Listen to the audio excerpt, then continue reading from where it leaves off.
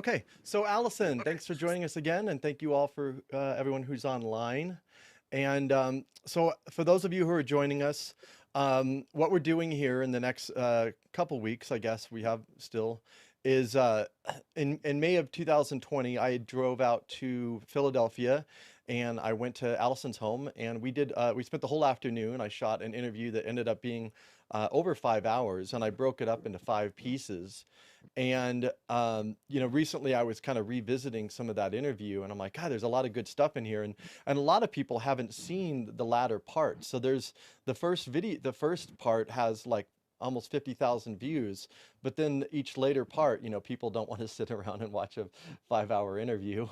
Um, but but I was like, there's a lot of good stuff in here, so I thought it would be a neat opportunity to kind of revisit some of that and then follow it up with a Q&A with Allison.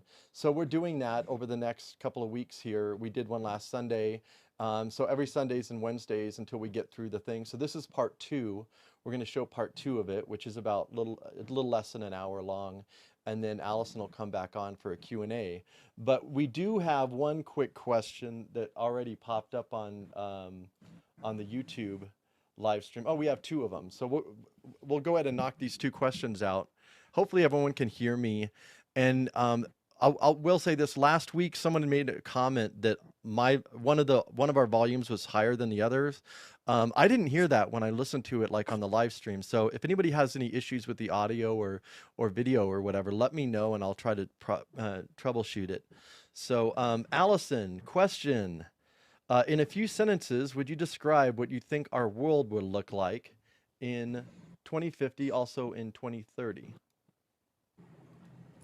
Uh, 2050 and 2030? Oh, I'm Is sorry. that No, 2025 and 2030. My bad.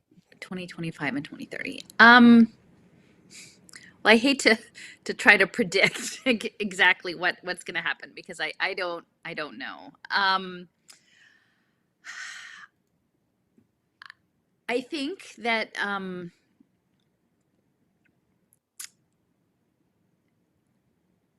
feel like it's identity systems are going to be set up for the vast and I think it's going to be sold as a convenience, and I think increasingly the education systems, the electronic healthcare systems, public benefit systems will all start to be uh, run through digital currency with incentivized elements to it.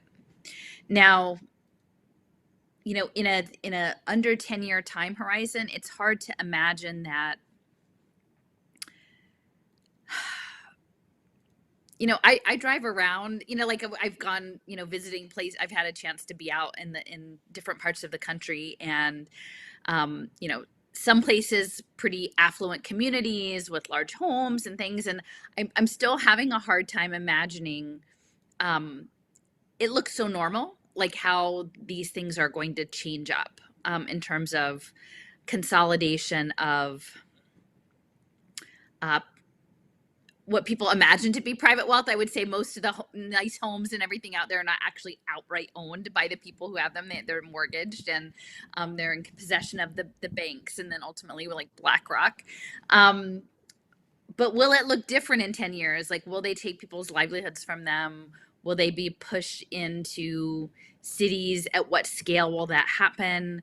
How will people's retirement portfolios, will they actually attempt to erase, such as they are, people's pensions and people's retirement funds as they exist? I mean, I think once it gets to that point, we're talking more revolutionary types of actions. It's hard to imagine that people would just be sitting still for all of that to happen, for the whole central bank digital currency to roll out. So I guess part of and they're testing the waters too, and all of this is being fed into the simulation systems and factored in for the nudges and the tweaks and the behavioral modifications to get us close to where they want us. I'm hard time imagining that in a 10-year time horizon, the world is going to be totally different. I think it will be much more controlled. I think that there will be efforts to make that level of control normal and possibly enjoyable through these digital simulation environments. I think I worry for the children because 10 years is a long time, right? We've got a 2 and 3-year-old, and you're looking out 10 years and they're 12, and what kind of life have they grown up in? Is it under constant threat of some sort of anti-biological activity? What are the health protocols for children over the next decade? Clearly we're all being immersed in more PAPD from 2019, which I think the goal will be to be at that level of at least 6G, if not further beyond. And then that is very clear that their goal is to try to get people to sort of live most of their lives in sort of mixed reality holograms. So again, it's the story they tell, and then there's what actually happens. And so I'm not willing to concede that everything that they talk about is actually going to come into play. But I think the level of digital control systems is something that is going to be very ever present. I think the normalization of the synthetic biology will become more present, will become more normalized. And then the challenge will be like, how do we onto our sort of mental faculties, spiritual faculties as this rolls out? How will we navigate all of that? So I don't know if that's the answer people were looking for. I don't have a clear picture. I'm not going to run out and say like dire, that's not from. I think it's very concerning. I think that the systems of control, economic control, biological control, mental control, and then the question is, will we have the wherewithal internally in our own spirits to be anchored through that? Because 10 years is a long way to go. So. Great. And the stream was chopping up a little bit there, but I did something that hopefully will have fixed it. Thank you. Well, it's with these things, it's hard to problem solve too, because the problem could be many different places. But so we have 3 other questions. So I'll just read these 3 questions, and then I'll have you answer. No, I can only do like 2. I'll forget the third one. I'm terrible. Oh yeah. We're at a 2 limit. Like my memory is shot. Okay. Has Alison seen Archbishop Viggiano? I don't know, Viggiano's recent public statement, and if so, what did she think of them? So I don't know what this is referring to, but I haven't seen the statements. Okay. I mean, I have my position on the church in all of this. Right. But I mean, that's not to say individual actors may have their own. Yeah. Well, we had Archbishop. I'm not a fan of the church, but I liked Archbishop Romero. So that's true. Can you comment on the African American vaccine hesitancy? I know that's not really your area that you focus on, but is that something you want to say anything about? Well, I don't know that the specific numbers and rates. Clearly, people have very legitimate reasons to be concerned about experimental medical procedures and on these, because historically there have been really reprehensible things done. And I will say, even to the Henrietta Lacks, the idea of the synthetic biology and using people's personal bodily materials for research gain without consent is really something that is important to grapple with. I will say, from the early stages of this, and it might come out in this interview, I can't remember, but it was very clear to me, with my background of understanding impact investing, that the narrative around health disparities in Black communities and Indigenous communities were going to be central to what came after the initial pandemic framing, whenever that gets to be over with, is going to be preventative health care. And so that they would end up weaponizing what were actually real concerns about Black communities, Indigenous communities living in conditions of environmental toxicity, economic stress, mental stress, community level violence, food deserts, many of these things that contributed also intergenerational. So some of those stress carriers were across generations. Those would all end up being factored into these profiles for quote unquote preventative healthcare solutions. And under the guise of helping with what are actually real problems, those communities would be put under further digital surveillance as far as health biosurveillance in the name of addressing chronic illness. And, I have concerns because my framing is that I feel like this is more likely around frequency and nanotechnology, that looking at where some of the cellular placements were, especially in urban areas, a lot of them were being put on public housing, in low income communities initially in concentrations, that adding more radiation and more frequency to people is certainly not going to improve their health status, but that's what it was going to come out with. So I do find it ironic in that there are significant levels of concern in the Black community around injections, that this is happening in parallel with a major push for diversity, equity, inclusion programs. And I myself will say, I left my job of many years over, and it wasn't necessarily only their decision, but it was part of the city. Any nonprofit affiliated with the city of Philadelphia was requiring either injections or regular weekly testing and masking. And so I on principle, stepped out of that job that I'd had for 17 years over that issue. But at the same time, we were doing these very, very robust staff-wide trainings in diversity, equity, inclusion, justice work, with very intentional and I think well-meaning focus on diversity in hiring from our local community, which is predominantly low-income people of color.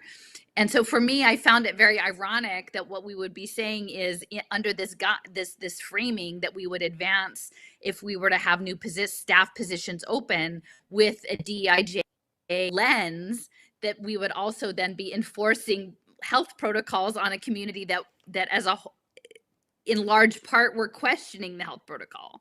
So to me, like, there's some cognitive dissonance there that I was never really able to get at with people. And it kind of points out sort of the liberal neo framing of a lot of this. Okay. Yeah, and on the nanotech signals issue, I think that thinking and discussing about it is so foreign to most people. It's something, I mean, honestly, it's something I hadn't really even, I mean, I've done a little bit into, people that are concerned about the health impacts of all the cell towers and everything, and that's been around for a while. But like nanotech is so new to most people. They don't know anything at all about it. It's not really talked about much in the mainstream media or anywhere else. So like to try to spark up that conversation is difficult because it's so so foreign to people. I mean, it is until you start to look into the research papers. And, really the push for this has gone back at least to the late 1980s, early 1990s. So it's not a new field. It's just something that isn't widely covered. And, there have been a lot of concerns, mostly some of it is around the narrative framing of precision medicine and cancer treatments and things like that. So when you find it, it's within this context of like, oh, it could only be helpful. But, I've mentioned I'm working my way through Alana's new book, which is, like a doorstopper. And, it's hard because it's really heavy information. But to understand nanoparticulates are invisible to the naked eye, even under a regular microscope. Like you need like scanning electron microscopes to see these materials. And they're being used as additives in all sorts of consumer products, products that we would consume, products that, sunblock. I had no idea that there's all these nanoparticulates. Now, they're not necessarily all part of necessarily nano machines, but that is the goal, is that they're imagining that we will end up with nets that they can begin to self-assemble in our bodies. And manage our tissue function, you know?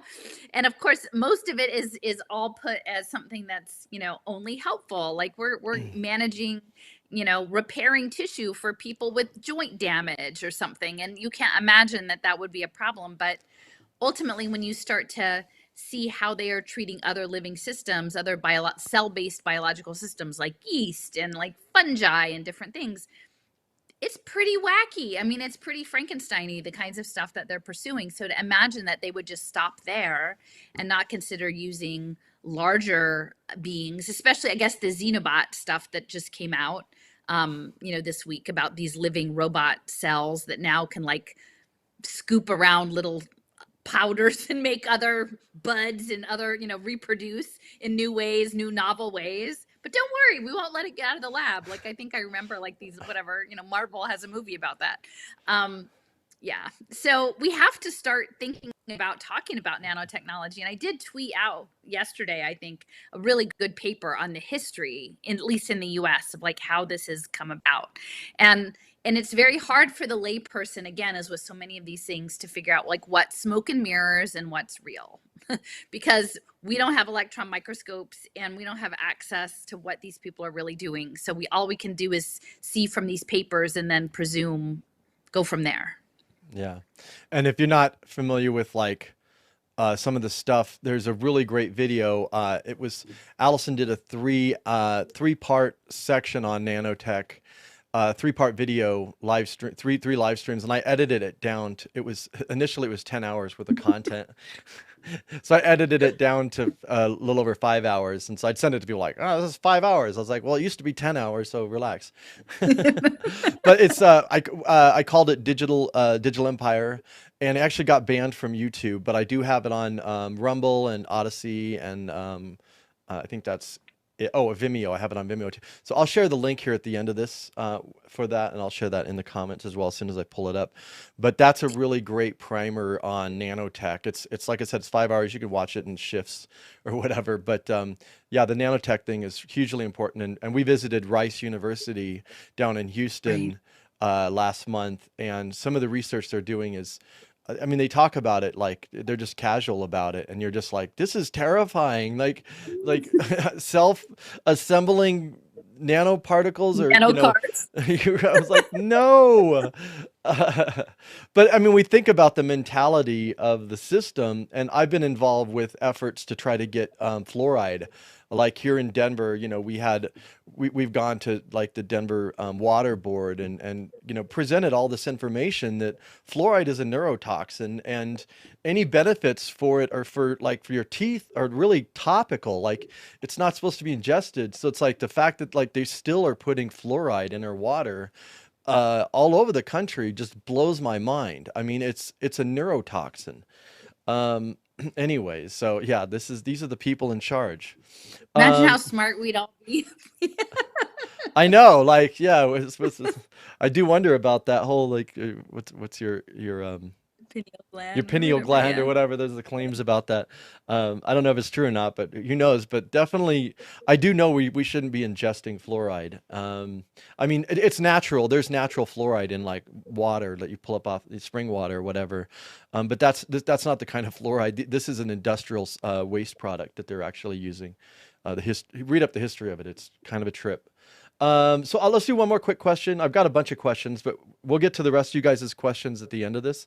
We've got a 50-minute segment of interview we're going to show. And as we're watching the interview, think about questions during that as well, and feel free to put them in. So I'll do one more question, and then we'll start the interview segment, and then we'll come back in about 50 minutes, a little over 50 minutes, and we'll take more questions.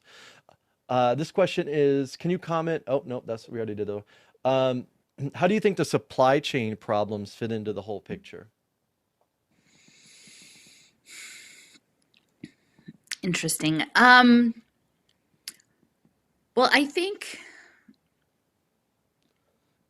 mean, clearly they're going to work on managing consumption, managing your access to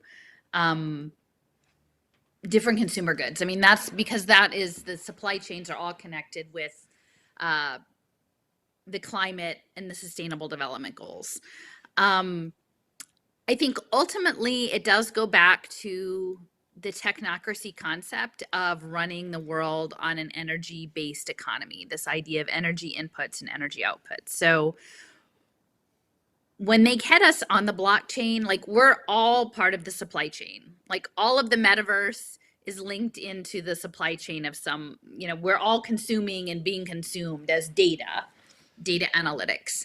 I think they're intentionally breaking supply chains. And then the goal will be, like in the ports and things, will be to impose blockchain supply chain tracking systems. Again, that's going to be tied to the environmental social governance portfolios. So, they'll be Real tracking. quick, can I interrupt you? Do you want to Yeah. just explain just really briefly what ESG is, just to give people a... Sure. Well, so ESG is environmental social governance. And within the larger social impact space, it's roughly aligned with the Sustainable Development Goals, right? And so this idea is behind sort of the stakeholder capitalism concept, the circular economy. 21 global capital has now realized they have seen the error of their ways, and they're going to come up with a new and better kind of version of capitalism and global supply chains, and we're just going to manage them on dashboards for data analytics. So we're going to manage our environmental impact, and this is part of the carbon offset trading. We'll destroy a natural forest, but then we'll plant some sort of hybrid trees that are as a carbon sink. We'll be doing things that are essentially destroying nature, but then remaking it as a synthetic version of nature and saying that it counts as an impact commodity. So that's the environmental side. The social side is, general impacts on society and culture. But I do think increasingly it's also going to be managing culture, production of culture. And then governance. Technically, governance is not government like of a municipality or a nation state, but it's corporate governance. And this is things like, well, we have more people that fit in this category on our board, and that's sort of the governance model. And so all of those things are aspirational. They'll say this is the data analytics where we are now, and this is where we hope to be, and then if we can improve our performance, these key performance indicators in these areas, like we're a much better company. And then I think increasingly within these portfolio allocations, they're going to start requiring people to have a certain amount of ESG stocks in the portfolios. So that's going to be a way of controlling the global economic system. But again, I don't think that it's controlling the global economic system to disadvantage people like BlackRock. BlackRock is actually like running the ESG alignment and metrics for the EU. So these ESG metrics are not actually meant to really level the playing field. They're meant to put in impose a lot of data analytics, a lot of supply chain tracking, impact tracking, sensor network tracking that will feed into the creation of the metaverse, because essentially everything becomes ubiquitous sensing so that they can capture and get credit for every supposed good thing that they do. But a lot of the enforced behavior change is going to be behavior change on behalf of individual people, as opposed to looking structurally at the whole system. Like, why do we have all of these giant global supply chains? Why do we have all of this decentralized just-in-time production? Why do we not have more local economies, regionally controlled economies, things that are legitimately sustainable? None of this is about starting to deconstruct and take power away from multinational corporations. It's all about like doubling down on all of this and making a new game, and the new game is impact investing. So anyway, so it was about supply chain. So I think it's a broken on purpose scenario. They're going to use control of supply chains to manage populations. They're going to use control of food supply chains to keep people in line.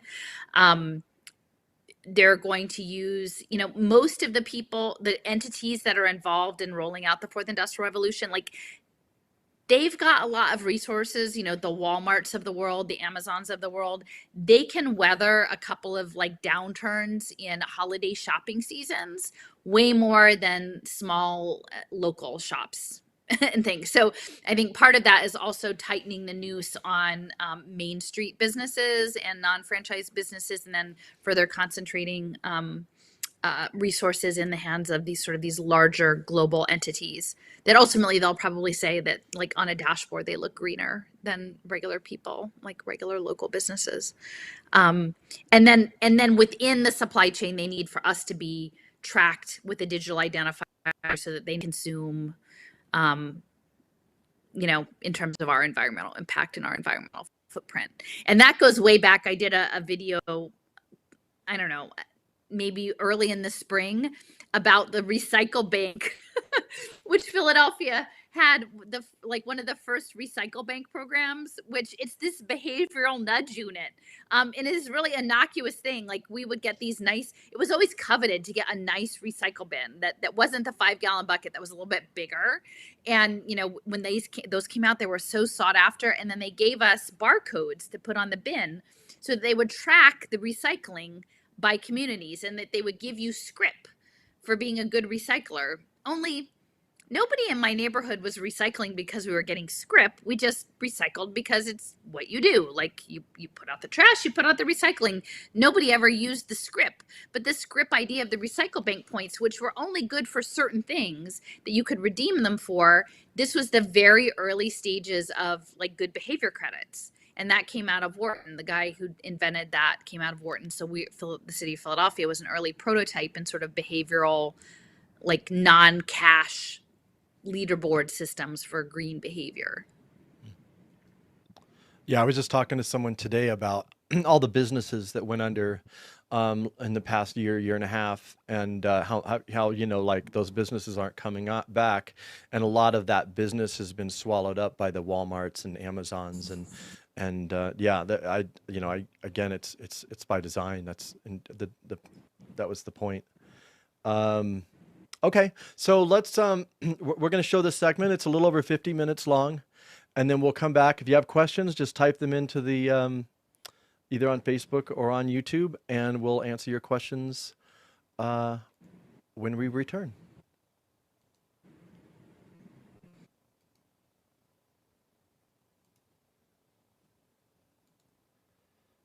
All right, so we are back. Thank you, guys. I've been following the threads here and everything.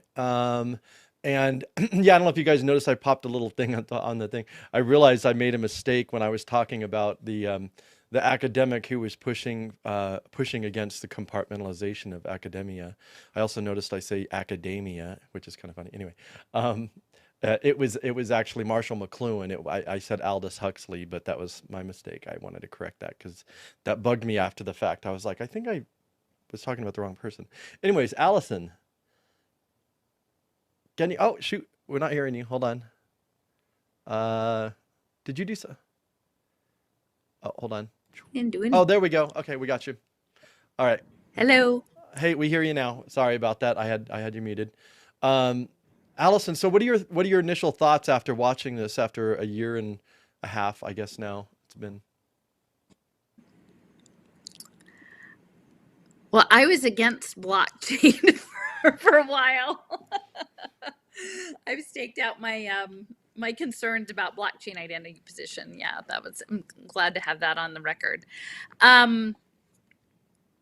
mean, I still feel very strongly that, I feel, it was interesting to hear me, like, talking about the schools and the doctors and stuff, and that it's, starting to shift back in the education space. And so, it's hard to know exactly how quickly the learning ecosystem model is going to come online, which is, I guess, why I hesitate to make predictions. I think things are marching not in a good direction and towards a destabilization of the educational system. And I think that the ramp up for vouchers and alternative payment systems is going to happen. And I just heard that, a dear friend who is, an activist in the space and a 20-year teacher in the San Francisco school district, who had taken a strong position about their medical information not being put in online databases by the San Francisco school district, was essentially sort of pressured through legal proceedings that they pursued very clearly to a point of um, no longer wanting to be in that school district and leaving and making other arrangements. So, and this is someone who is very talented and skilled teacher. And so I think that there is a lot of destabilizing social systems right now, and things are coming back, but not the same, with a lot more restrictions. And and I'm curious to see what happens this winter. My husband works for local university, and I keep thinking, like, well, when are they going to have some sort of flare up and send everybody home again?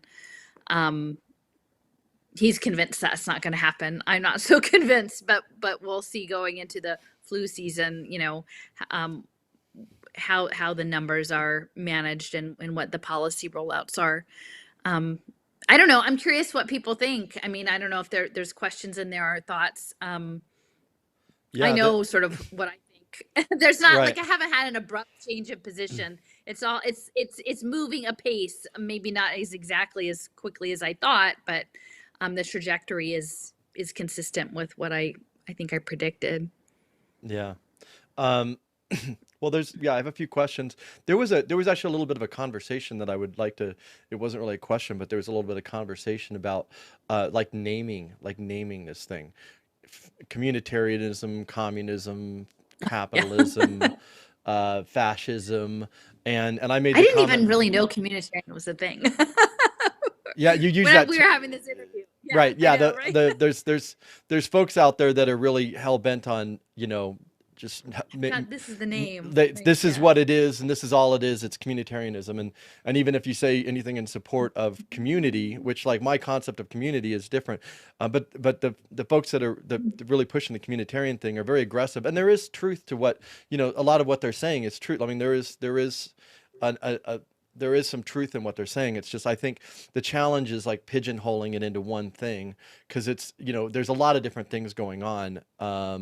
And I think, like, the comment that I had made was, I think it's more important to just to say what it is, like, say, rather than, we don't necessarily need to name a name, because people don't agree on what these terms mean. Like, capitalism means different, communism, fascism. You don't even get agreement on that. So, and it ended up dividing people. And I'm like, you know what? We can sidestep all of that and just say what it is. Like, this is what they're doing. Yeah. You know what Right. I mean? So That's what I that's do. yeah, Here's the map. It's this big. These are all the people. Like, what, right. because really, I mean, in my frame is this stuff goes back at least probably to the Roman Empire. And I know there are a lot of people who follow, like, mystery schools and things that, like, take it way farther back, further than that, and I don't have that expertise, so I can't really chime in much beyond. But, like, clearly the papacy, the Roman Empire, like, whatever name we give it today wasn't the name that would go all the way back. And so I don't find that the labels are particularly helpful, because I think once you label things, then it tends to polarize the conversation. I prefer just to say, like, these are the players, these are things they're doing that I find morally abhorrent, and we should refuse this. Yeah, I agree. So let's get into some of these questions. And if you do have a question, just so I can filter out the questions between just the comments that people are making, write the word question at the beginning. That way I know it's a question for Allison. So, okay. Has Allison uncovered any particular areas where these efforts at achieving a nano synbio fintech panopticon are particularly vulnerable to specific forms of resistance? So, like, what are your thoughts on challenging, like, or stopping this or resisting this? Or have you seen vulnerabilities or ways that this could be maybe? Well, I'm still working my way through Alana's book. I will sort of defer. There are people who have done deeper dives into um, the nanotech space. Also, my friend Steffers at A Piece of Mindful has been doing a lot of research in that area. And um, I know Sophia Smallstorm has done work as well. I mean, I think ultimately the concern is that an injection takes things to another level, and especially injections that are tied to a digital identity system. Um, from a data analytics point of view and the nanotechnology point of view is like a step beyond simply regular normal environmental exposure. And based on what Alana has said is like there's some recommendations around, I think it's maintaining an alkaline body chemistry and avoiding sugar and eating clean and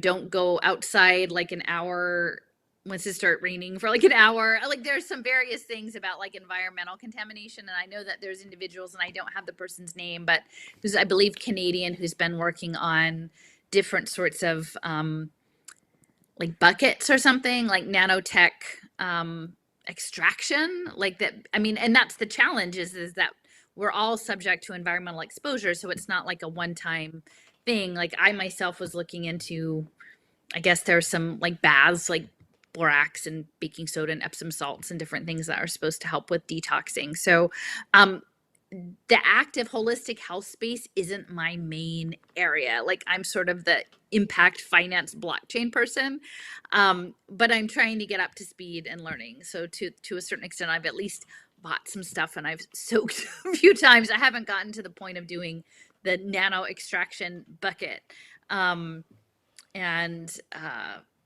Yeah, so I don't know exactly how to go about it. I mean, I think something that Alana raises too in her books and her interviews, she talks about the fact that like we're all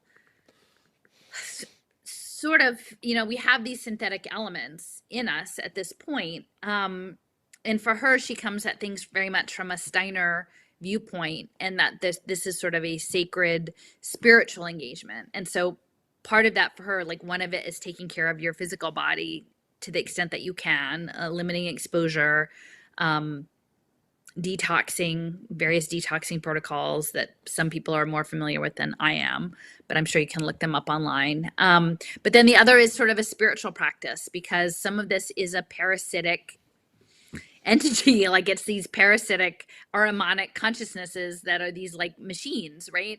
And so you have to fortify not only your physical body as best you can, but your spiritual practice and your faith positioning in all of this, because it is I think it is a parasitic force in that way. So I guess that's pretty much what I have to say about the nano at this point. Maybe, I mean, it's Alana's book is like this thick and I've got about this much so far. So maybe by next week I'll have more information. Gotcha.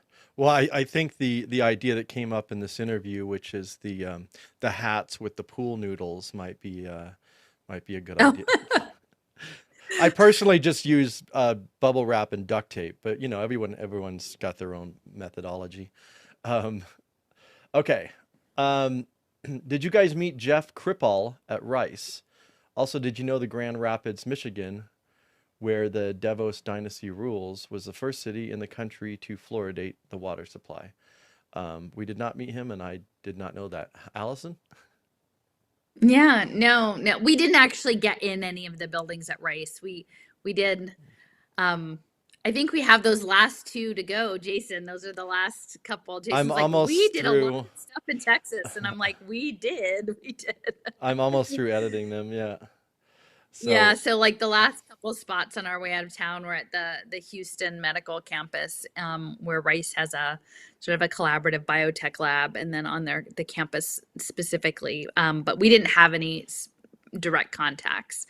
I mean, mostly I went because James Tour, who's a key figure in working in the laser produced graphene space, is there, and a lot of nanofabrication. And then I believe it is James Smalley, who got the Nobel Prize for, I don't know, identifying these buckyballs, which are these fullerenes, this sort of carbon 60 buckyball carbon nanotube structures back in the day. And so it sort of, Rice at that point became a center for nanotechnology research, which is why we wanted to highlight it. And it's interesting because it's a relatively small, I mean, it's well-regarded school, but it's not a major research institution that is running so many DARPA military contracts. And then, it has this collaborative space with the university system is very interesting. I didn't know about Grand Rapids. It's interesting now I think about it. I mean, actually have all of these projects in the back of my mind that I want to get back to working on. But Steffers and I were looking at the issues of water and programmable water and graphene. And, I know DeVos actually was involved in, I think, a boxed water program that might have been connected to Flint at some point. So I do think that there is some element in terms of engineering the composition of water to advance sort of the larger resonant frequency, maybe gene expression, like within tissues. And so it would be interesting either both from on the fluoride side or other additions. There's a lot of money going into the infrastructure bill too around water infrastructure. And I think increasingly there's going to be impact bonds tied to environmental bonds with water contamination, water structure that will include nanotech in them. So I think that Michigan is a central player. I know that the World Economic Forum is setting up shop in Detroit. And then part of this giant map that I made in Dallas, it extended to include, there was a company outside of Dallas in Richardson called Zyvex Labs, which has played for several decades a key role in nanomolecular fabrication, atomically precise fabrication. It's called Zyvex Labs.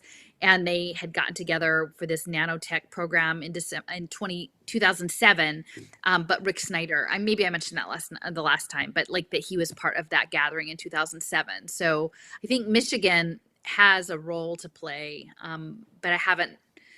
Maybe Detroit will be another giant map. I don't know. I feel like I know somebody on Twitter who's connected with Chattanooga. And so it seems like Chattanooga actually is a hotbed for a lot of this stuff and connected to Oak Ridge National Labs and Department of Energy. So I might have to do Chattanooga in between, but maybe Detroit and Michigan should be on the list because there's a lot going on. So, yeah, here's a picture of James Tour. And this guy's kind of an interesting guy. He's like a very religious guy, but he's there at Rice University, and he's got a company called Universal Matter. And actually, Allison, the video that's premiering tomorrow at 10 a.m. Eastern Standard Time, if you check her channel, this will be live. This is one of the site visits to Advanced Materials, and yeah, downright creepy research that they're up to. Out there. So I mean, I would recommend James Tour has quite a few talks online. He's very out there about his faith practice informing his scientific research.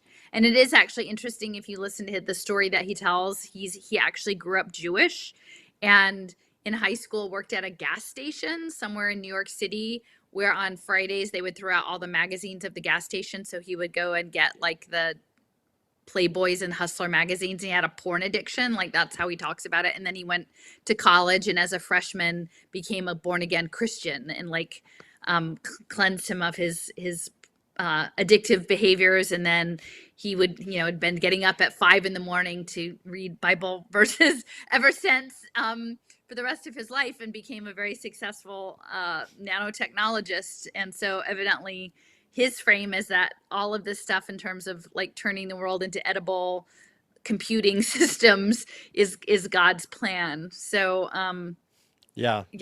Add religion to the mix. It's kind of terrifying. Who is the other guy, the Mormon guy that was like talking about the rules for gods on earth or whatever? What was his name? Oh yeah, Lincoln Cannon. Yeah, Lincoln Cannon. Yeah, Lincoln Cannon, yeah. transhumanist. Some of these people's belief systems are pretty creepy. Okay. Do you see cash disappearing fully? The shadow economy is the lifeblood of the economy. It will be so wild. I've thought a lot about that too. It's like they need to have some space, and I think they'll do it through crypto. But even the system itself still does a lot of like dark, money laundering, and they'll want to make sure that a space is left open for that. And I imagine it'll just be done with crypto. But like it's pretty clear to me that is the goal, to get rid of cash completely. But do you have any thoughts on that, or comments on that, Allison? Again, it's kind of like trying to figure out what's going to happen to all of these like expansive homes in affluent neighborhoods under this program. Like it's hard to imagine the physical reality of it just disappearing unless essentially they foreclose on all the homes and push people into storage containers in this, in the downtown and just let them go back to nature. Like there's some things I just can't quite picture, how it's going to happen in terms of the material reality of it. I mean, I know between talking to Deepti and being in touch with Raul about Latin America, like the informal economy is huge. I mean, the cash economy, the non on the books economy, especially in other countries, is the majority. And so, how does one just take that away? But again, DP has talked about different kinds of payment systems and digital payment systems that are making their way even into relatively small villages. So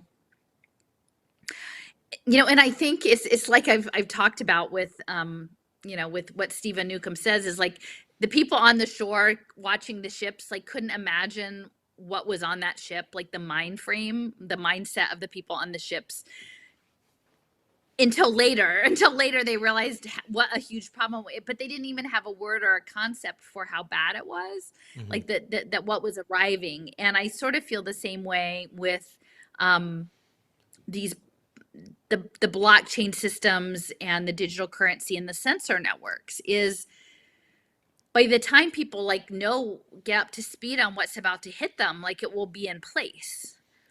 And it's very hard to communicate a concept to people who have no point of reference. They Right. just have no point of reference for it. And and I would say even what's still the case is that the whole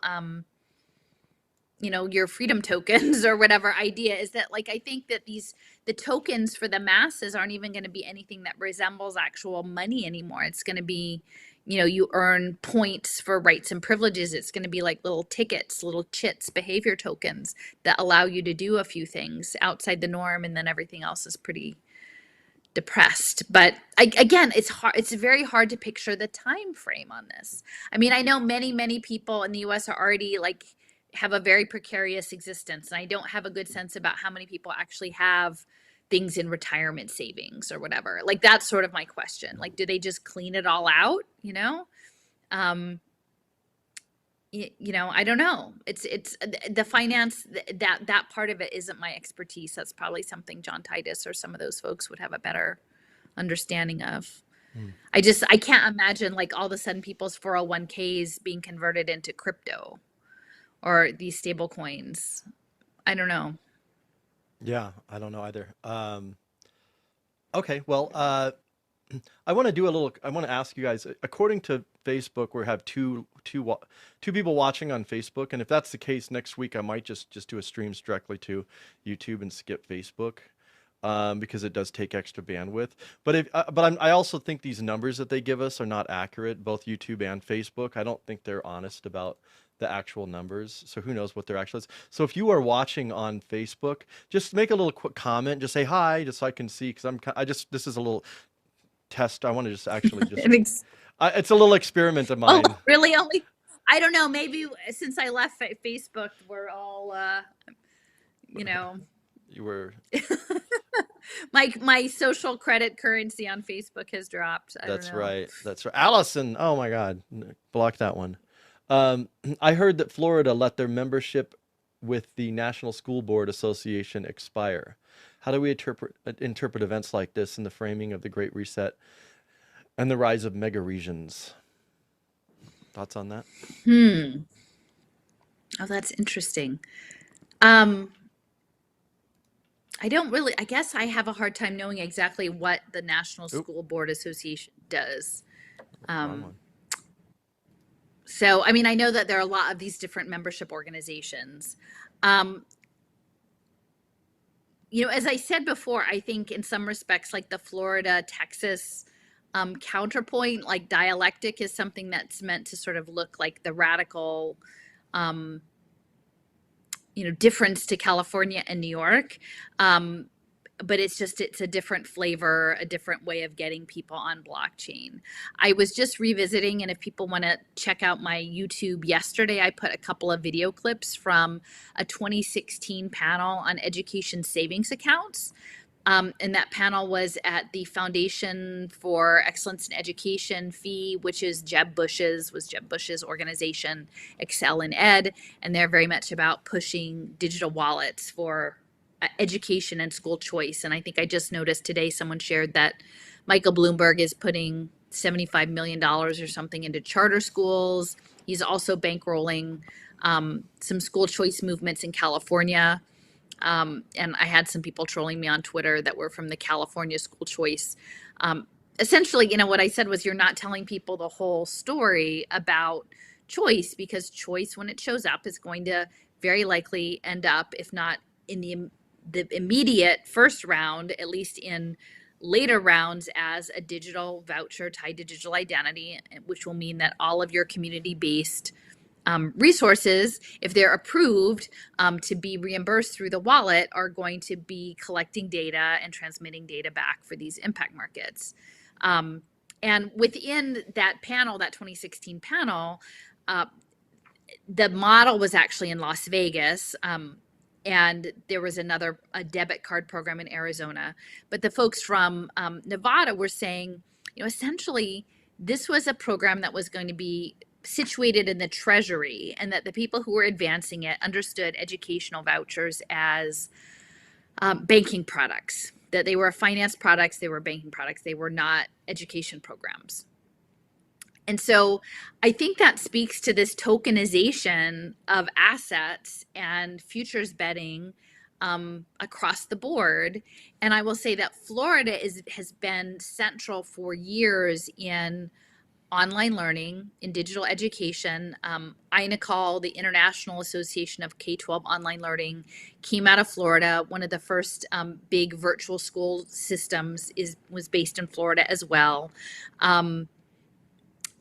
That's what's going to be coming, and I would not be surprised if it also contains some virtual reality apprenticeships or education modules, because that's very big in the virtual reality and simulation industry in the Orlando area.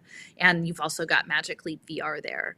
So, I think that they need to advance non-traditional options for education, so that they can start to investigate and get the systems in place for wearable technology, telepresence, educational models. And I think both Florida and Texas are very well positioned for that. Right. Okay. What cell phone, computer, and other technology brands, if any, do you feel are safe using? I mean,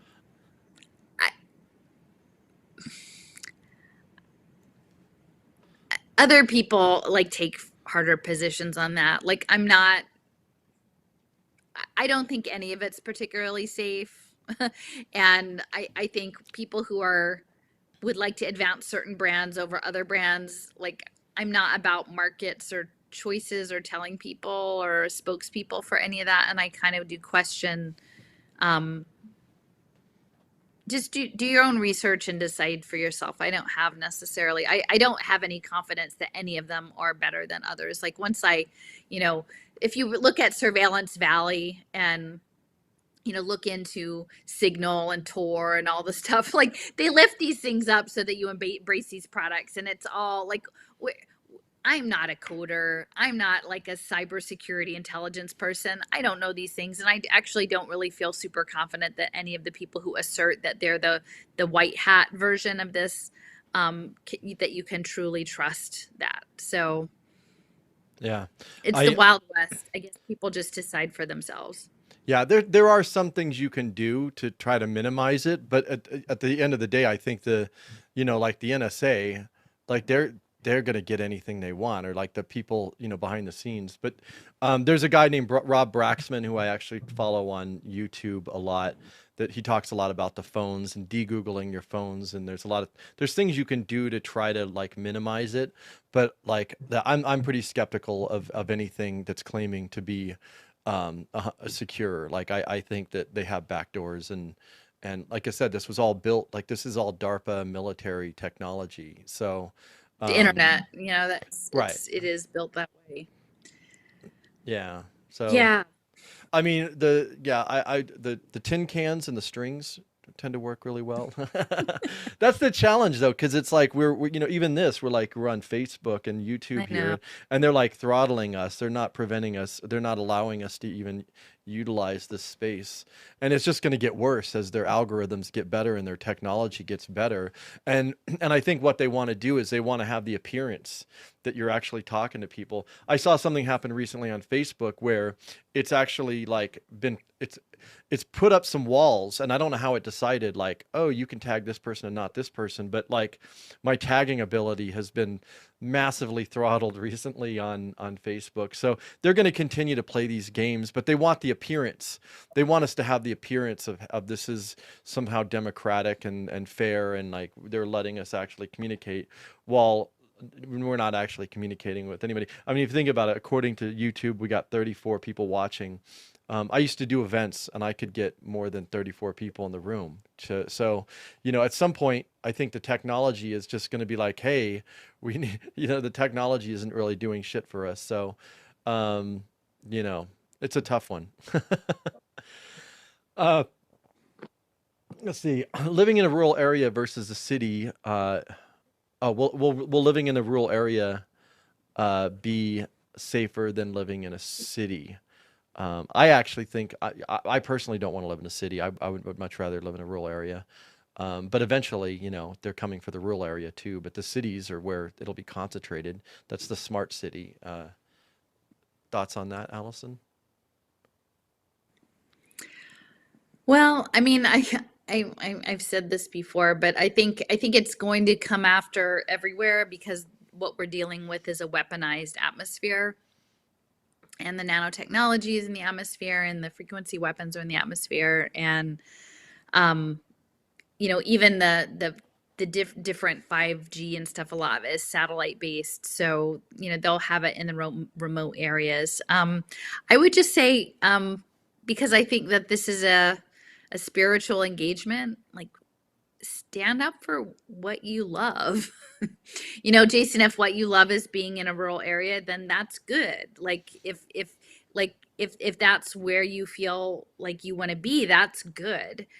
But I actually really loved being in the city. I mean, I think that that's been part of that what's been so crushing for me the past, year and a half, is that I appreciated the vibrancy and the intellectual stimulation and the camaraderie and the opportunities and the culture, um, of being in Philadelphia. Like I loved my city actually. Like I loved that I was part of, like, we were like the underdog city, and we were kind of like we you know there was a lot of stuff that I loved that got taken away, and it was if not just the geofencing things, but like the heart of it got pulled out by this psychological warfare. And then I felt abandoned in a place that looked like the place I loved, but it wasn't. And, I still haven't totally given up on that. And for me, I would prefer to take a position of advocating for the vitality of cities as not smart cities, even though it's an uphill battle. Because realistically, I'm in my 50s. Like, I'm not someone who's going to go live in the woods, like, realistically. Like, I'm not, um, I just don't see that happening, especially because the rest of my family wouldn't be doing that either. So, unless things get really, really bad, like, I would prefer not to abandon and still advocate for the community that I felt I had, that could somehow be restored. Um, but my choice isn't everybody's choice. So I would say make the choice that feels right to you, but don't do it from a place of feeling like you're escaping it. Right. Like, understand that it is a broad and cohesive takeover, and then find the place that gives you strength and that gives you purpose in your life, and then engage with this from that location, wherever that makes sense for you.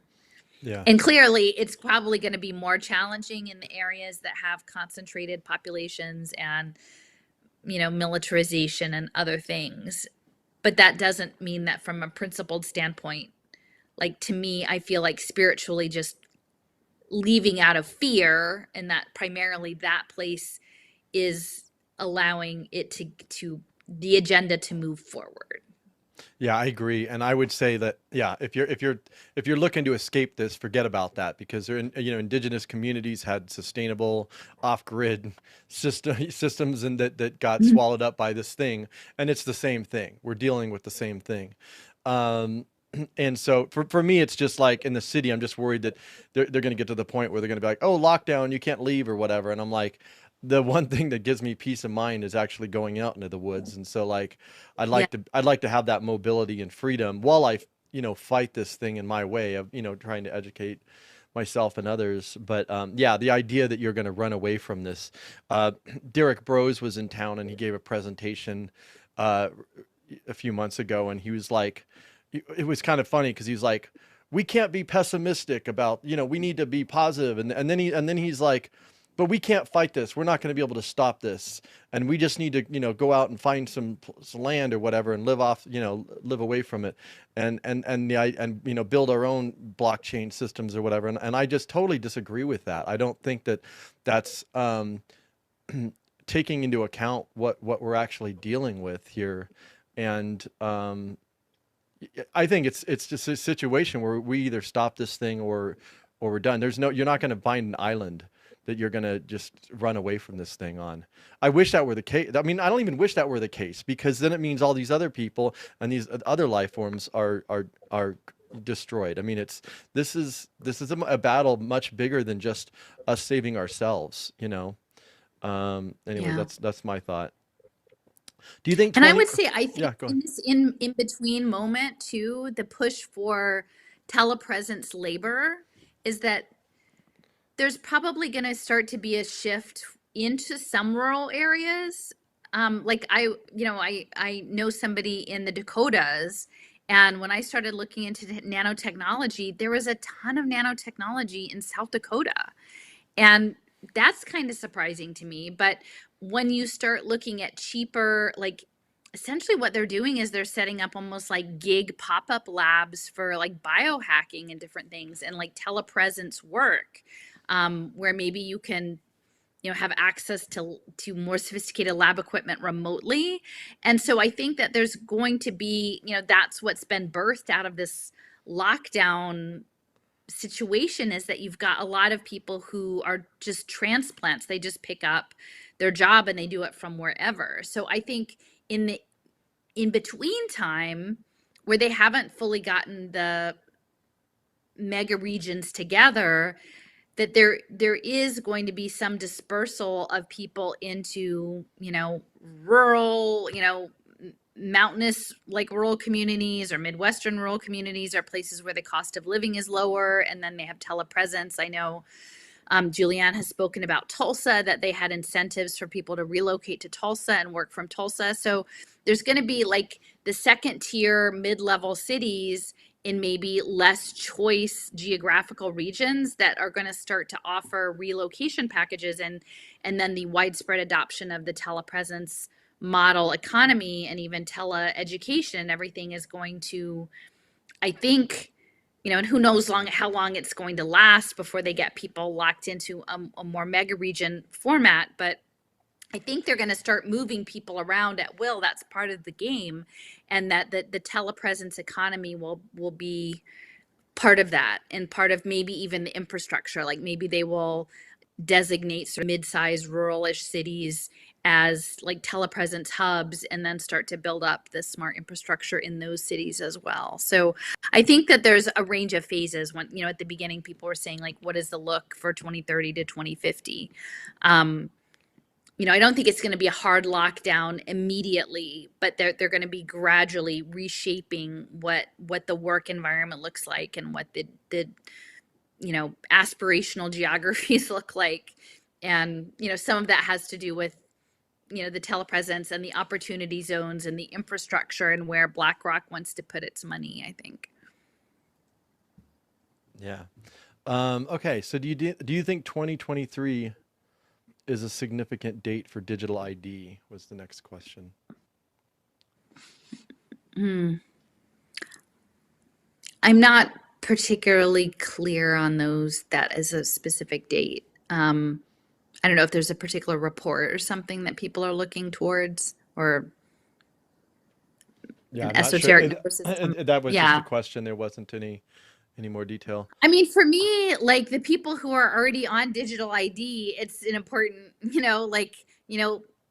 India was the first use case, right, with Aadhaar in the digital ID. So, like, by whose standard, right? Like, if you're already part of the digital, like when I came into the space, my frame was around, displaced refugee populations and retinal scanning, and so, you know, unless you're talking about it being linked to like central bank digital currency or something, which is possible. I'm not familiar with like a hard and fast date on the digital ID part. Okay. Any guess on why so many CEOs are retiring at once? And we had this once before too. At the beginning of it, there was a wave of retirements, and now we just had another wave. So it is interesting when you see a whole bunch of CEOs retire, and or commit suicides, which happens too. But anyways, Yeah. thoughts on that? No, I'm always kind of no, no, I don't have any thoughts about No thoughts about that. That's all right. You're retirement. supposed to have I mean, thoughts on certainly some everything. people like know what the plan is. I mean, I don't know, like maybe Yeah. they've got enough to buy their island or something at this point. Okay. So, do you know about graphene hydroxide? A German chemist, Dr. Andreas Nowak, talked about it and said it was in the injection. So that the idea that there's graphene in the injections, and that it's different from graphene oxide. Uh, and apparently he died shortly after making this statement. So, do you know anything about that? I mean, I know you covered that a little bit, um, and there's some others. There's another group of scientists. I actually saw them on the high wire that are claiming to have found graphene, but I didn't know if it was graphene hydroxide or graphene oxide. But do you have anything to say I about that haven't at the had a moment? chance to watch that the video. I mean, I have to say there's part of me that whenever like I tend to shy away from the hysterical things. I mean, no offense, but like when it's like razor blade, blah blah blah, like guy die, like to And the me Apple, that well, I mean, I realize that what we're navigating is psychological warfare, and I think that people in the resistance space have to understand that they're being subject to it as well. You know what I mean? So in terms of energetics and stuff like that. So when I see these really inflammatory um takes on things, it makes me question, right? Then so I mean, clearly graphene in various forms has been used as an adjuvant. My position continues to be I think the goal is not mass death, but biocompatibility. And I haven't really seen a significant enough change to change my position on that. I think biocompatibility with a side of um, harm, either like related to cardiac function or neurological function that can then be market creation for these various neuroprosthetics and wearable technologies, is probably much more in line with what is desirable for them in terms of a market shaping and getting the neural prosthetics and getting the nanotechnology systems into us. So if the premise is that there's some frequency technology that's going to cause mass death, I would hope that's not the case. Like again, I have any insider knowledge? I don't. I feel like a lot of what's happening is about ginning up panic in communities. And I guess my question is to what end is that? So I would just, consume your media with the awareness that their goal is to hijack your consciousness, and it's happening on both sides. So weigh the information, consider what you want to do about it, and you know, and let's see. I mean, it's possible that we could be wrong on that assessment, and that the harm could be much greater. But at this point, I don't think that I fully believe that with regard to injections and boosters and everything, people have made their choices, and their minds are committed. There are very few people along the road who are changing. Like maybe after the sixth booster, they'll change. But like at this point, adding this more inflammatory information, I don't think is going to wholesale change a lot of people's attitudes. So then to what end? I would say be mindful of it, and then be cautious and see. Yeah.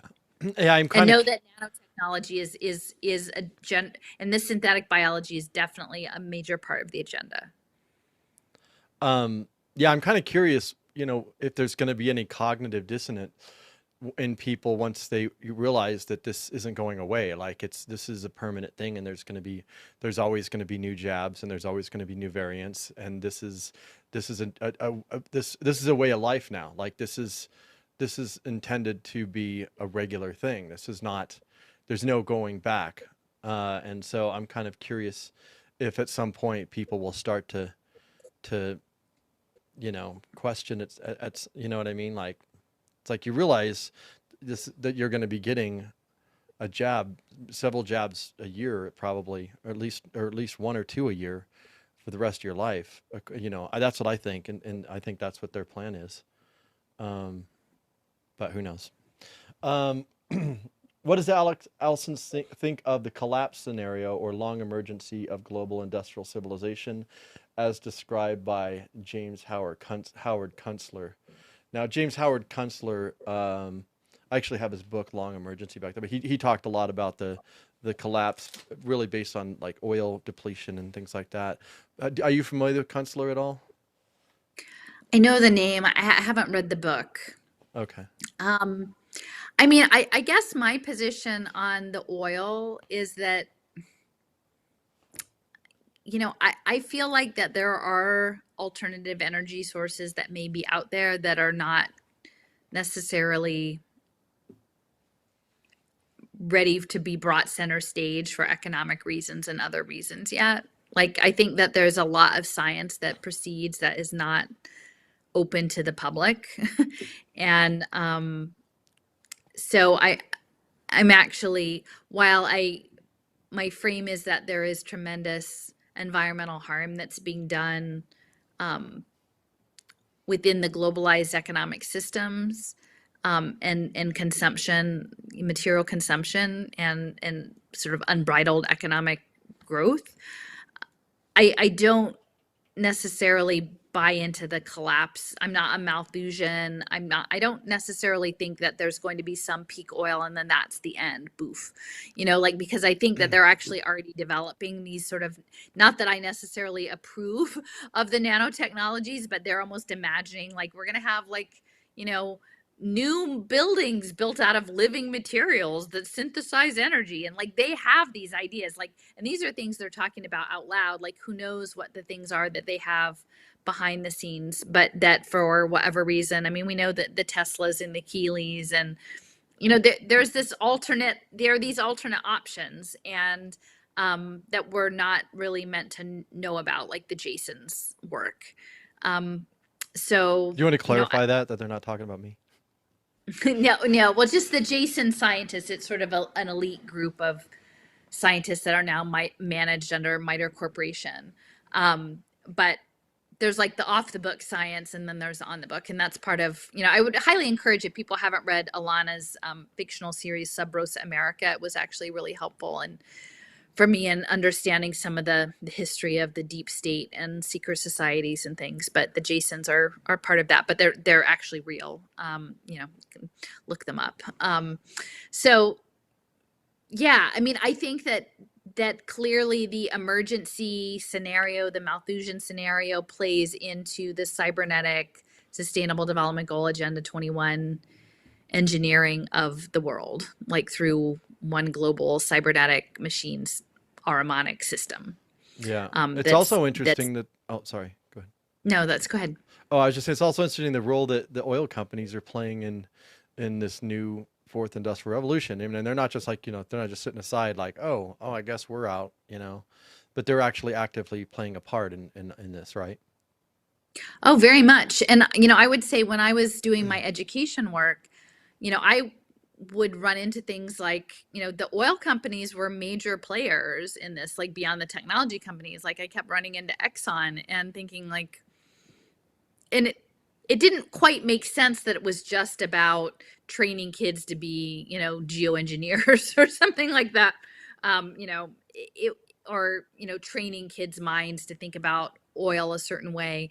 I think they were definitely in the energy futures markets. And the more you look at, and this is what I'm trying to tease out right now, is that it seems that this idea of a forced transformation of life into a holographic like metaverse reality, and that's the kind of thing that is being advanced by this Japan Moonshot project. Like our Department of Energy and our National Science Foundation are hand in hand with them on that, as well as the EU Horizon 2020 project.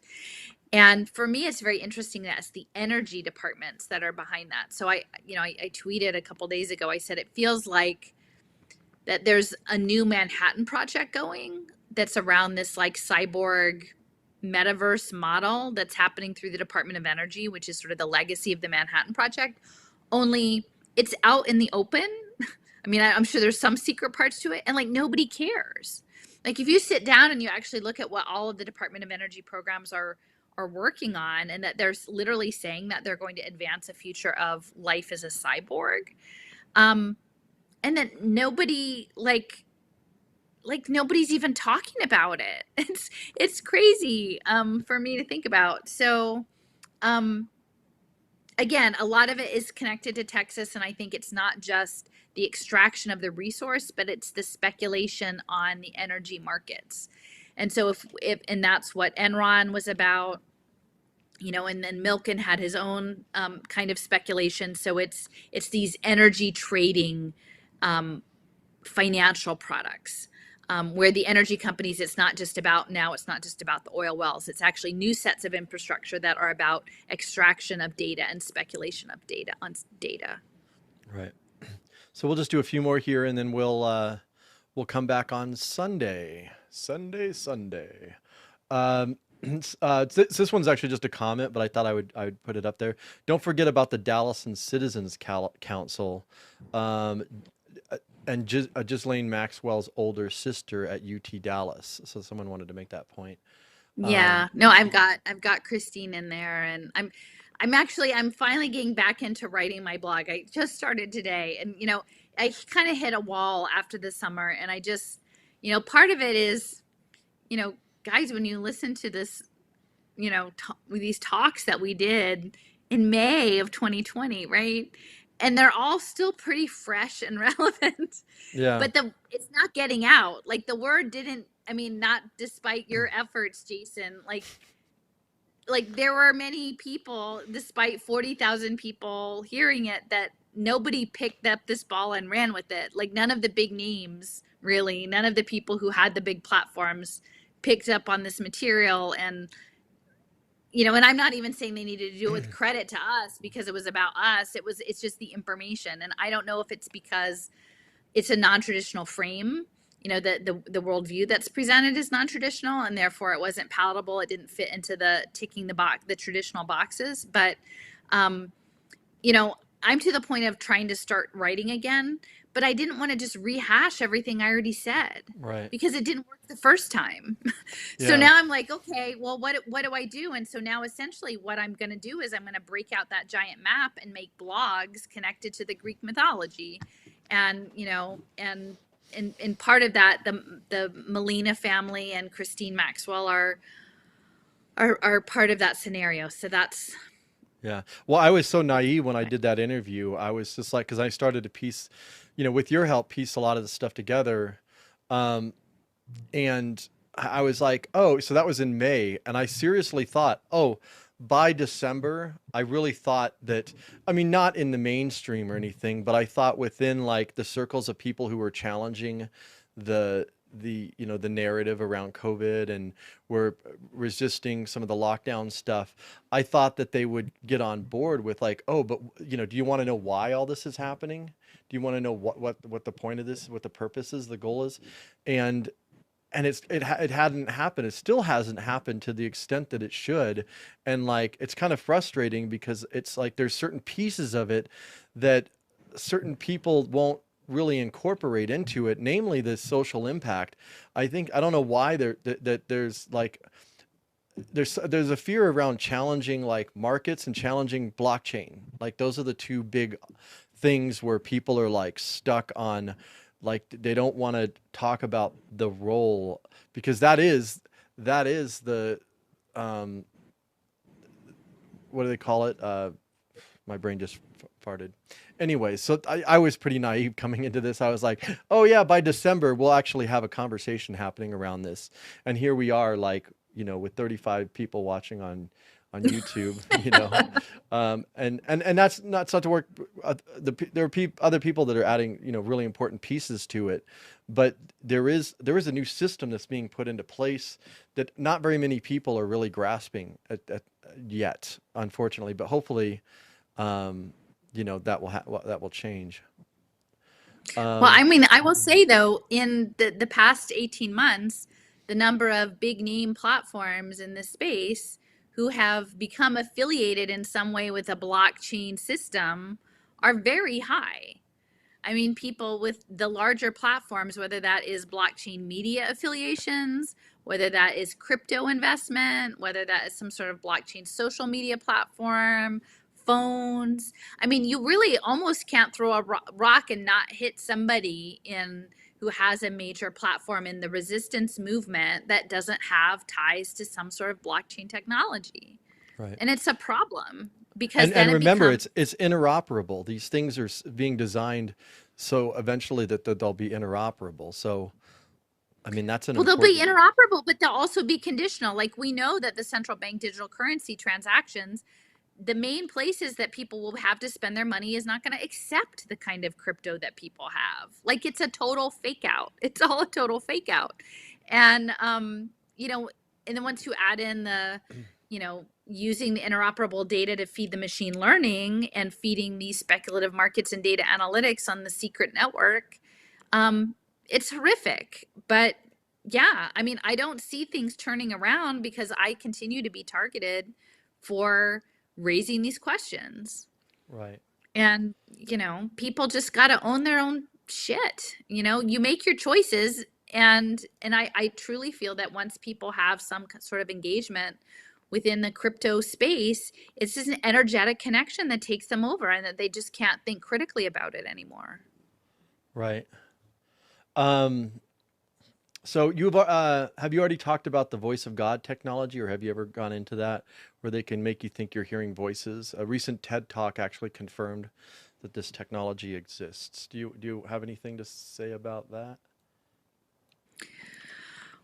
Well, I mean, the early computing, I mean, it's always been about like Joe Licklider at MIT. His background was in psychoacoustics, so the acoustic element is really important. I think I'm based here in Philadelphia, and we are one of the centers for cochlear implants, and so I think there's an element, going back and research around acoustic implants.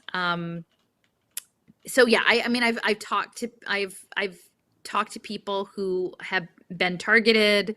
I know of the technology. I mean, I also know that I have on my YouTube channel, and I'm trying to remember what the date of the experiment, but it's maybe 5 years ago that they were actually using frequency to do uh, what do you say? like sending thought signals from one brain to another person, like, and they have it on video that they were doing. I've like the word has escaped me, but you know, like projection of your thoughts into another person's consciousness without a device, actually. Um, so yeah, the stuff. I mean, brain is the new battlescape. I mean, that's what James Giordano has said, and you know, there's a gentleman who has done he just finished his PhD thesis in 2019 on synthetic programmable hallucinations. So literally they are trying to get these nanoparticles beyond the blood-brain barrier so that they can affect consciousness, that they can monitor consciousness, and that they can affect it. And you know, it's very unsettling, because I think maybe it's in a later part of the interview, but I was talking about you know, marinage, you know, as being the model, like escaping to the swamps, and then what does mental marinage look like in this space? So The next one here is back to this. The next one here is actually just a comment, but I thought it was worth mentioning that Saudi Wealth Fund has donated $50 billion to Uber over the past few years. And they said data is the new oil. And there's something that you said once that I thought was really relevant, is that Uber is not a transportation company. It's a geo fencing company. Do you want to just say yeah. something about that? Well, I think mobility is a key aspect of social control systems.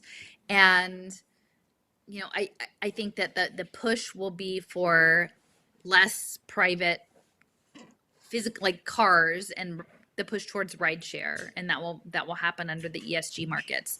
But I think increasingly these private companies are interested in actually taking over public transit systems. And that's something that's been happening. I mean, even several years ago, they were looking at taking over like rural school district busing systems. And so the ride sharing was happening in a privatized way. And so if you imagine your mobility in your transit system being linked to a privatized transit system that might include, you know, buses or trolleys or subways, where to access the transit you have to have a QR code, and the QR code has various behavioral conditions attached to it. And then they're actually, I think, looking at creating transit as an impact metric, right? So you could use improvement of your public transit network tied to economic mobility, or to health benefits, or to some other quality of life benefit that you can attach a price to, and then you can connect it to a social impact market, and then you can track all of it through the QR codes, and then you can start to manage use of the system cybernetically, tracking all of the QR codes and the usage codes, because sometimes they're even setting it up as free, like they want free transit, but what you're paying on, I think it's going to be set up as impact markets and data. And then those systems will be connected also to last mile mobility solutions, which will be the Internet of Things enabled bikes and scooters. And so if you can imagine, like if the goal were to get machine learning and to digitally simulate having a digital twin society, digitally twin cities, you've got sensors on all of these things. Like you've got your device because you need it to get the QR code on the bus, and so it can track you to the bus stop, it can track you when you get on the bus, it can track you when you get off the bus and get on the scooter, and vice versa, and all of the rides, and then all of that data gets input into the AI to sort of mirror the system. But then ultimately, both either for financial market reasons or strategic military reasons or social control reasons, they can start to tweak the models. And you know, I think more and more we're seeing the digital twinning stuff come out in the open, and so they can start to decide when things are activated and deactivated in terms of your QR codes, and how many people can use the bus, and how many scooters you're going to have. And it's all going to be engineered through these AI systems that are beyond any sort of accountable government. And that's part of the huge aspect of the Michael Bloomberg What Works government, is that, oh, we're going to have government efficiency and transparency on blockchain with open data, and we're going to run our government on data. But essentially that means that Oracle or Cisco or IBM are really your government. And like you might have a media personality stand in front and say that they're your mayor or your city council person, but they don't have any say because the algorithms are running the whole system.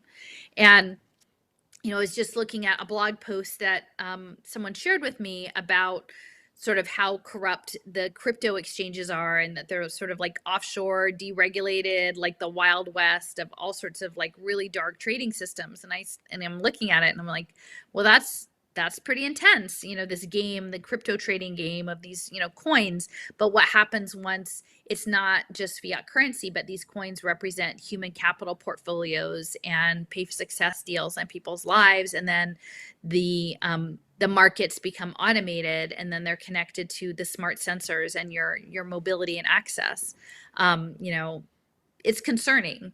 And so again, once we think about these markets and concentrations of wealth and power, it's not just the UBS banks or the Lloyds of London or, the SoftBank or pension funds. I mean, the sovereign wealth funds are a big part of it. And the Saudi sovereign wealth fund is actually their innovation fund was through SoftBank. And so they're working on the smart city development. And in that, in a very real sense, you can see the pivot in the nature of the big oil money moving into the new realm of empire, which is the data empire.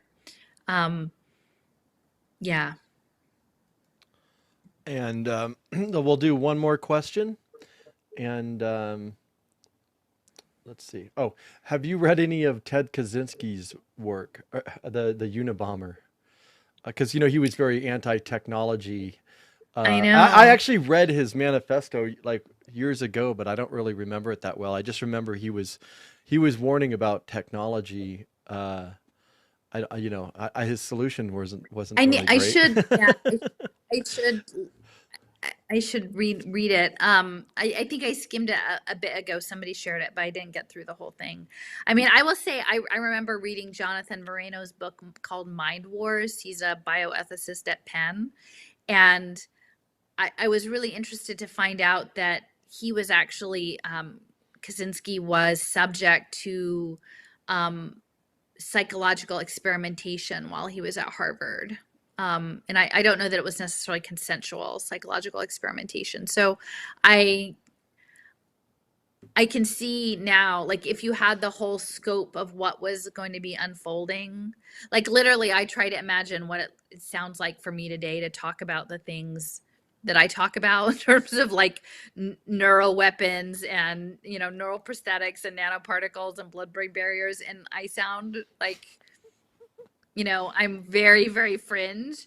I can't imagine what it must have been like if someone, 20, 30 years ago had this knowledge and like no one to really explain it Yeah. to. And that even when you tried to say it out loud, it sounded unbelievable. You're walking around the street, like talking to yourself, and they're like, "Oh, this guy's nuts." And when actually everything he's saying is actually true. Right. I know. Yeah, I mean, even now, it's just like for most of the people that I know, like I try to talk about this stuff, and I'm like, I know this sounds crazy, uh, but it's real. They're actually doing it, and I can show you. Show you how it's going down. But yeah, well, thank you, Allison. We'll do this again on Sunday at 2 o'clock Eastern Standard Time, and we'll show one more segment and we'll take more of your questions. So think of your questions. Also, one of the things that, both Allison and I are trying to do is figuring out new ways to explain this, or so if there's certain things that you're not getting where you're like, you've heard it, but it's not clicking with you. Maybe bring that up and maybe ask a question in such a way that might help us to refine the explaining it or something. Yeah. I mean, and I would say too, like, um, I mean, if people care enough to like spend a couple hours with us thinking about that, like questions that actually reflect some of what I'm trying to bring to the table about the impact markets and about the digital identity systems. I mean, there were a few questions about that, but in some ways it seems like a lot of the questions are outside material, like bringing in and sort of saying like, what do you think about this other thing? And so I guess what I'm hoping is that if what I say makes sense to you, is that we figure out better ways of articulating that in so that people can take this information to their communities, because literally we did this 18 months ago and it's not getting out. And so if you're here because you actually value the information that's being shared and it does make sense to you, then like we should be centering questions on, like, I need some clarification on these points, or like, how do you think this fits in with telemedicine, or how do you think it fits in with housing and homeless services or wearable technologies? Like, I mean, the Uber one is connected to that in some respects, and like the school board questions, but we need some of the nuts and bolts so that people can start to say, like, oh, Allison, like some of the things that you said here 18 months ago, I'm seeing in my community in this way. Like, what should I look for in opportunity zones, or what should I look for in smart materials, or like what should I look for in my university system in terms of what departments? And because none of this stuff is hidden. Like, I just spent, several weeks looking into UT Dallas and all of the different programs that UT Dallas has going on in applied AI. And like, literally today I just added an individual, and his whole research area, they were working on digital twinning, the digital twinning AI, health AI. And it was like, it lays it out. Like, his focus areas were artificial emotions, artificial consciousness, neurobiology, DNA computing, social robotics. Like, they tell you. So like, we need to be able to incorporate that piece of it, I think. So I don't know if that makes sense, but like, I was kind of hoping that people would say, like, oh, Allison, like, now I'm seeing that this makes sense in what I'm seeing in my communities, and that hasn't quite gelled in that way yet. But I don't know if it's because people don't, it still isn't clicking for them, or other narratives are hitting them more. Like, this is like, because we're in information warfare, so I'm trying to figure out, like, how do we deconstruct. I mean, and I'm not saying you have to necessarily buy into my narrative, but I'm assuming, like, if you're here, it's because you either want to know more or that it resonates. Like, how do we get through? Because literally there's a battle for consciousness and people's attention right now. Right. And the stuff that I'm talking about is not getting it. It's not getting out there. Yeah. And I need to do, like, I know Lynn Strawn Davenport is a collaborator and friend of ours, does a lot of that too. She's looking at locally. She's like, oh, Allison, check this out. Like, this is what's happening here. And here's this person. And That's like, why Matt Dallas is like this. yeah, big. it's massive. But I was like, I need to start doing that here with Colorado, because there's a lot of stuff going on here in Colorado, that like I need to be paying attention to. But everyone can do that wherever they're at. They can find out, like, oh, what's happening in my own neck of the woods that relates to this. Would be interesting. Um, so yeah, and then also too, like, if you haven't, like, I know people on here are probably already doing this, but check out Allison's YouTube channel, Alison McDowell. This is the one that's going to be premiering tomorrow morning at 8 a.m. And but that's dealing with universal These are matter. short form. Yeah, they're This is short. only, like, this is me, like, under 5 minutes. That's like They're a usually treat. they're usually more than 5 minutes, but they're between 5 and 15 minutes, typically. So, but yeah, check those out, because they're really great. There's a lot of great information in there, and like, you can do them in short little spurts. But yeah, I want to thank everyone for joining us, and please come back on Sunday, and we'll do this again.